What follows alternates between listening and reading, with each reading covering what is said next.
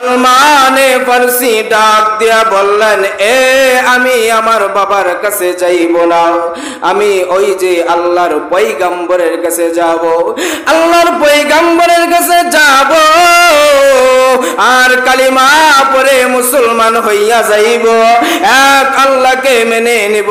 গুপ্তচর দৌড় দিয়া আবু জাহেলকে ডাক দিয়া বললেন, ওরে নেতা, সে তো বলে আল্লাহর পয়গম্বরের কাছে যাবে, আব্দুল্লাহর ছেলে মুহাম্মদের কাছে যাবে।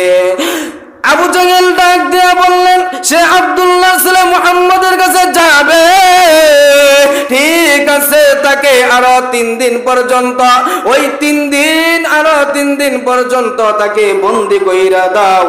আরো 3 দিন পর্যন্ত যখন বন্ধু সাহাবীকে যখন বন্দি কইরা দিছে, শুধু আর 3 দিন বন্দি করে রাখবা না, তাকে এক ফোঁটা পানিও খাওয়াইবা না। মুসলমান ভাইরা আমার, এমন সময় সাহাবী ডাক দিয়া বলতেছেন, মক্কার কাফের গোষ্ঠীরা, তোমরা শুনো শুনো শুনো শুনো, 3 দিন কেন, খাবার কেন, আমাকে যদি মারতে মারতে তুমি মেরে ফেলো, তারপরেও আমি আল্লাহর পয়গম্বরের কথা বলবো, আমি এক আল্লাহর কথা বলবো, লা ইলাহা ইল্লাল্লাহর কথা বলবো। মুসলমান ভাইরা আমার, এই কথা বলার পর সালমানে ফারসি একবার চিন্তা করতেছে মনে মনে, হয়তো আমাকে আর তারা ছাড়বে না, হয়তো আমাকে একেবারে জানে মেরে ফেলবে, তবে আমি একবার চেষ্টা করে দেখতে পারি, দেখি আমি কি এই জায়গা থেকে কোনোভাবে বাইর হইতে পারে কিনা। ওই যে সেই ঘরের ভিতর তাকে বন্দি কইরা দিছে, ওই ঘরের থেকে, ওই ঘরের জানালা দিয়া ডাক দিয়া বলতেছেন, কে প্রতীক আসো, কে প্রতীক আসো, আমাকে একটু এই জায়গা থেকে বাহির করো। আল্লাহু আকবার, আল্লাহু আকবার। ঘটনাক্রমে ওই জায়গা দিয়া হযরতে আলী রাদিয়াল্লাহু তাআলা আনহু ওই যে বাণিজ্য কাফেলার জন্য আল্লাহর পয়গম্বরের কাছ থেকে বিদায় নিয়ে রওনা হইয়া গেছে। ইতিমধ্যে তাকাইয়া দেখে কে জানি ঘরের ভিতর কান্দে।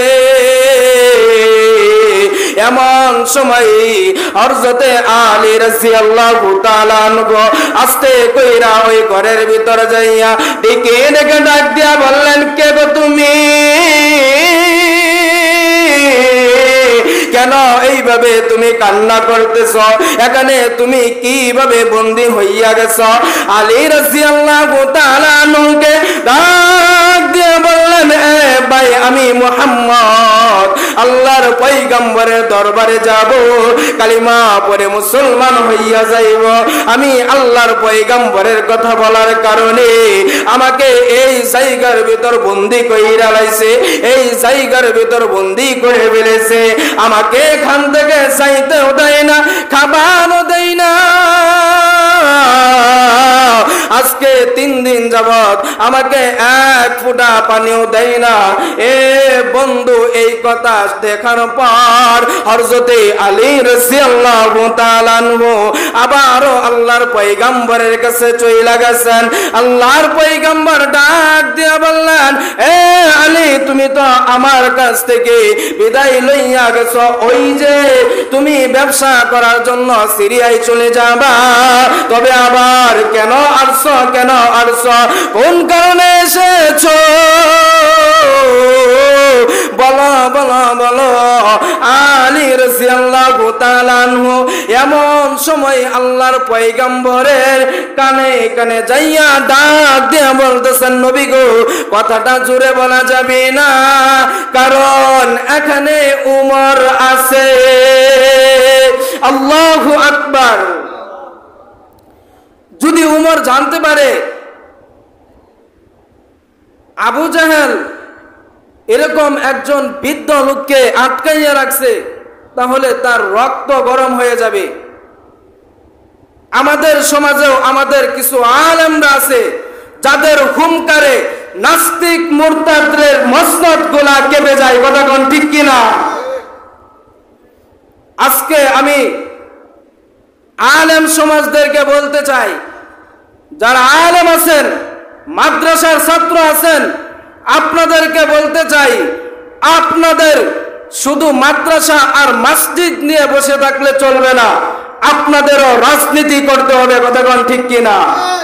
রাজনীতি করতে হলে সামনে নির্বাচন, নির্বাচনে মার্কা যদি আমাদের দাড়িপাল্লা হয় তাহলে আসি, মার্কা যদি রিকশা হয় তাহলে আসি, মার্কা যদি হাত পাকা হয় তাহলে আসি, নতুবা অন্য কোনো মার্কায় নির্বাচনে আমাদের ভোটের কোনো দরকার নাই। কথা বলেন ঠিক কিনা?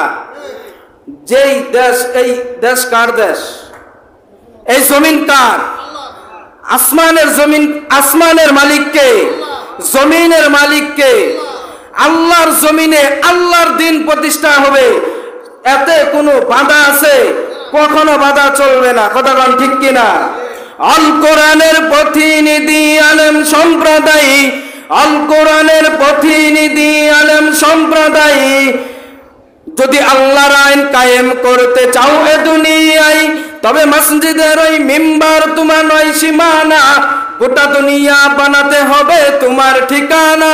আল কোরআনের প্রতিনিধি আলেম সম্প্রদায়, যদি আল্লাহর আইন কায়েম করতে চাও এ দুনিয়ায়, তবে মসজিদের ওই মিম্বার তোমার নয় সীমানা, গোটা দুনিয়া বানাতে হবে তোমার ঠিকানা।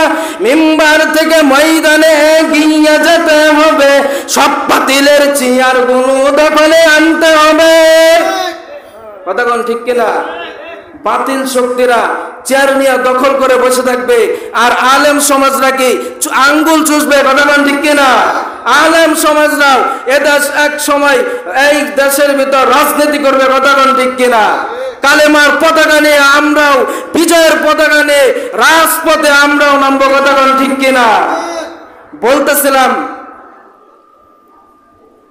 হযরত উমরের মেজাজ কি? কড়া মেজাজ।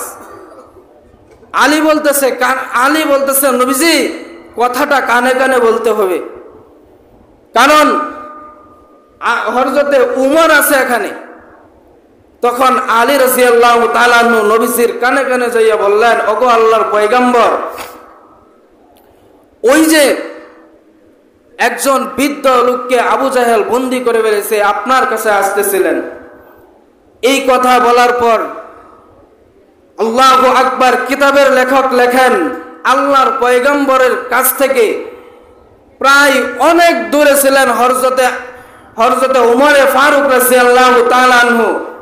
কথাটা বলার সাথে সাথে লাফ দিয়ে দাঁড়াইয়া বললেন, ওগো আল্লাহর পয়গম্বর, সালমানে ফার্সির কি হয়েছে?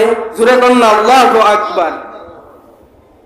আলী রাদিয়াল্লাহু তাআলা আনহু বলতেছেন, ওগো আল্লাহর পয়গম্বর নবীজি, আমি তো আপনার কানে কানে বলেছি, তাহলে উমর এত দূর থেকে শুনলো কিভাবে? বলতেছেন, এ আলী, তুমি কি ভুলে গেছো আল্লাহ পাক রব্বুল আলামিন কি বলেছেন?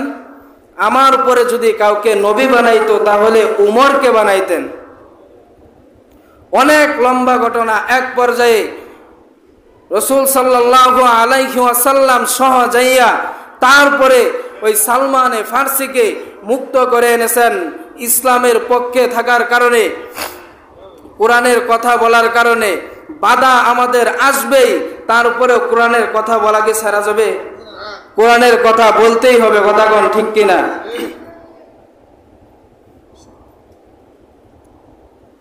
কোরআনের কথা আমাদের বলতে হবে। মানা আর না মানার দায়িত্ব হয়েছে আপনার। হেদায়েতের মালিক কে?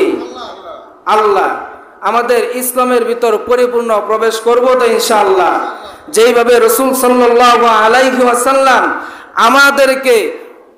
আমাদেরকে যেইভাবে চলতে বলেছেন, যেইভাবে রাসূল সাল্লাল্লাহু আলাইহি ওয়াসাল্লাম আদর্শ রেখে গিয়েছেন, ওই আদর্শ আমরা বাস্তবায়ন করব, নিজে করব, অন্যকে আমরা করার জন্য আহ্বান করব। কথা কোন ঠিক কিনা?